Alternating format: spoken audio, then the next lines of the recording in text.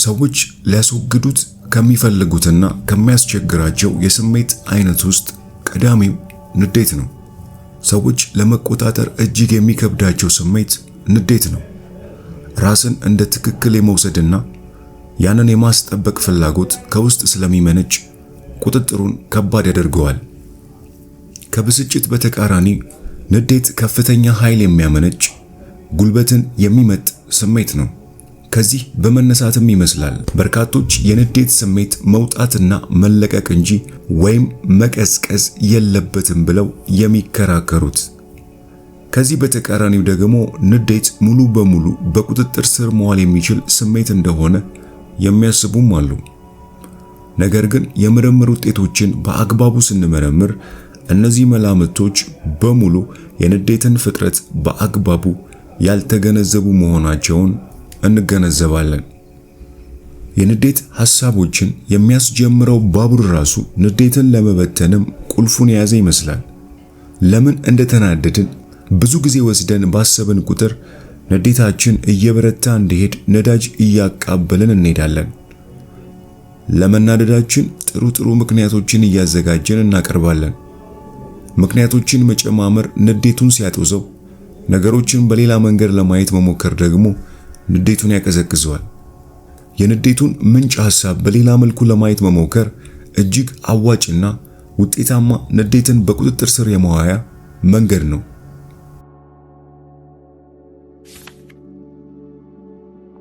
የንዴት ምንጭ።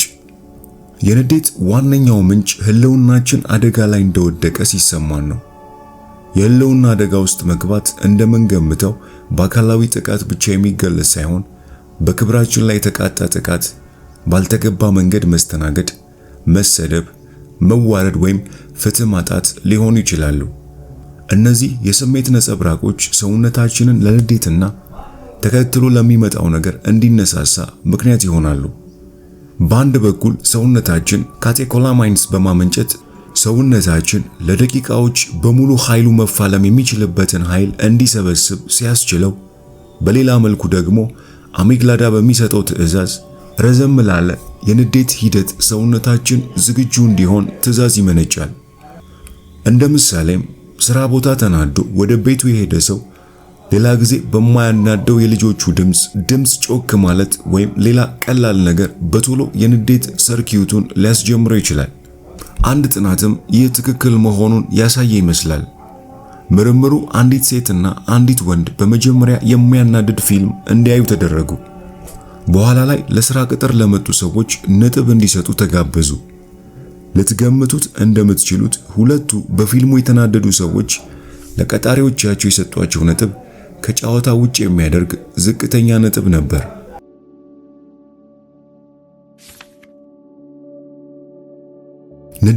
ንዴትን ይወልዳል። እኔም በአንድ ወቅት በአንድ ሱፐርማርኬት ዕቃ ለመግዛት በሄድኩበት ወቅት ያስተዋልኩት አንድ ጉዳይ ከዚህ ጥናት ጋር የሚስማማ ይመስላል። ሱፐርማርኬት ውስጥ አንዲት እናት የ3 ዓመት ልጇን ጮክ ብላ እየተቆጣችው ነው። መልሳ አስቀምጠው ትላለች።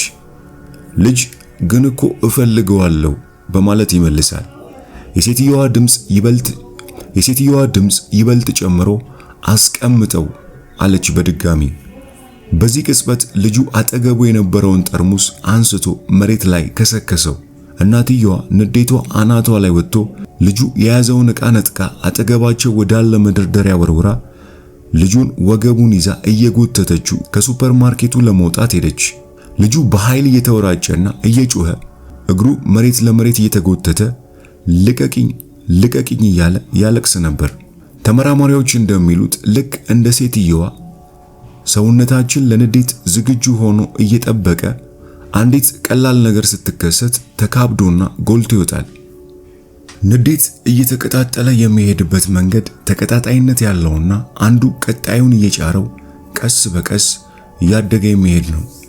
በንዴት ላይ ንዴት እየተደረበ በሄደ መጠን ስሜታዊ አእምሮ እየተሟሟቀ ይሄድና በስተመጨረሻ በቀላሉ ቦግ ብሎ ይፈነዳል።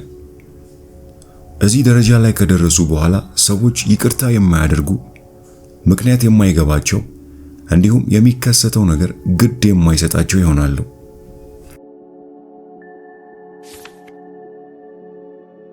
የንዴት ማለስለሻ። ከንዴት ጥንተ ፍጥረት አንፃር በሁለት አይነት መንገድ፣ አንደኛው መንገድ ንዴቱ የተነሳበትን ዋናው ቀስቃሽ ምክንያት ተጋፍቶ ሐሳቡን በተለየ መንገድ መመልከት ሲሆን ቶሎ ጣልቃ በተገባ መጠን በቀላሉ በቁጥጥር ስር የማዋል እድላችንም ከፍ ይላል።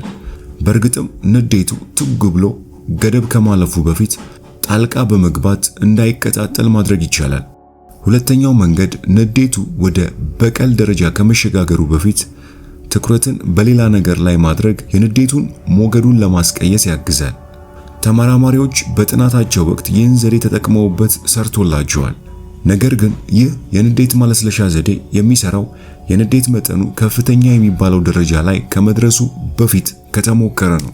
የንዴት መጠኑ ገደቡን ካለፈ በኋላ ግን ብዙም ለውጥ የማያመጣ መንገድ እንደሆነ ተመራማሪዎቹ ገልጸዋል። በሌላ አገላለጽ ንዴት ገደቡን ካለፈ በኋላ ሰዎች በቀጥታ ማሰብ አይችሉም። ምንም አይነት ሌላ ሐሳብ የሚያስተናግዱበት መንገድም ሙሉ በሙሉ ይዘጋል። ያኔ በጉልበት ጣልቃ በመግባት ካልሆነ በስተቀር በሰላማዊ መንገድ ጣልቃ በመግባት ማስቆም የሚቻልበት እድልም የተዘጋ ይሆናል።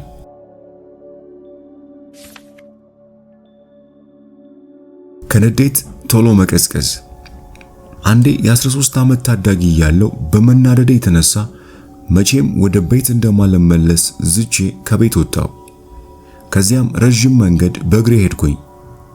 ጸጥታው፣ ንፋሱና የአካባቢው ውበት ፍጹም አቀዝቅዞኝ ከተወሰኑ ሰዓታት በኋላ ምንም እንዳልተፈጠረ ወደ ቤት የተመለስኩ።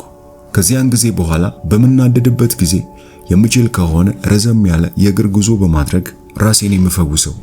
ይህ ገለጻ በ1899 በንዴት ላይ ከተካሄደ የመጀመሪያ ጥናት ላይ የተወሰደ ነው። አባባሉ አሁንም ለሁለተኛው ንዴትን የማስቀየሻ መንገድ በቀጥታ ይሰራል። ለምሳሌ በጭቅጭቅ ወቅት በአካል ዞር ማለት ንዴትን ለማብረድ ሁነኛው መፍትሄ ነው። ንዴቱ እየተቀጣጠለ የነበረው ሰው የሚያናድደው ነገር ዞር ሲልለት ቀስ በቀስ እየቀዘቀዘ ይሄዳል።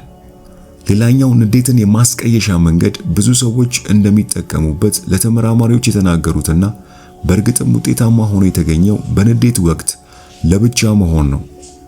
ይህም ምን ሆኜ ነው የሚል ጥያቄ እንድንጠይቅ እድል ይሰጠናል። ረዘም ያለ የእግር ጉዞ፣ የአካል ብቃት እንቅስቃሴ፣ በጥልቀት መተንፈስና ጡንቻን ዘና ማድረግ ንዴትን ለማቀዝቀዝ ከሚጠቅሙ ተግባራት መካከል ናቸው። ነገር ግን እነዚህን ነገሮች እየተገበርን ንዴቱን የሚያባብሱ ሐሳቦች ላይ የምናተኩር ከሆነ ብዙም ለውጥ አይኖራቸውም። ምክንያቱም የንዴት ማስቀየሻዎች መጀመሪያውኑም ዓላማቸው የንዴት የሐሳብ ሰርኪዩቱን መቁረጥ ነው። ተመራማሪው ታይስ በዚህ ጉዳይ ላይ እንዲህ በማለት ያብራራል። ቴሌቪዥን መመልከት፣ መጽሐፍ ማንበብ፣ ፊልም ማየት ንዴትን ለማስታገስ ብዙ ሰዎች የሚጠቀሙባቸውና ውጤት ያመጡላቸው መንገዶች ናቸው። ነገር ግን ገበያ ሄዶ ዕቃ መሸመት፣ ምግብ መመገብ ንዴትን ማብረድ ላይ ያላቸው ውጤት በጣም አናሳ ነው። ምክንያቱም እየበሉም ሆነ ዕቃ እየሸመቱ የንዴት ሐሳብን ማስቀጠል ስለሚቀል ነው። የዱክ ዩኒቨርሲቲው ሳይካትሪስት ሬድፎርድ በተለይ የልብ ታካሚዎች በንዴት ምክንያት አደጋ ውስጥ እንዳይገቡ ለማገዝ ሌላ አንድ ንዴትን የመቆጣጠሪያ ዘዴም አስተዋውቋል። እርሱም ንዴት በሚከሰትበት ጊዜ ነቅቶ ሐሳቡን ወረቀት ላይ በማስፈር ነው። ይሄም ሐሳቡን ለመሞገትና የተሻለ አማራጭ የማስቀየሻ ሐሳብ ለማምጣት ይረዳል።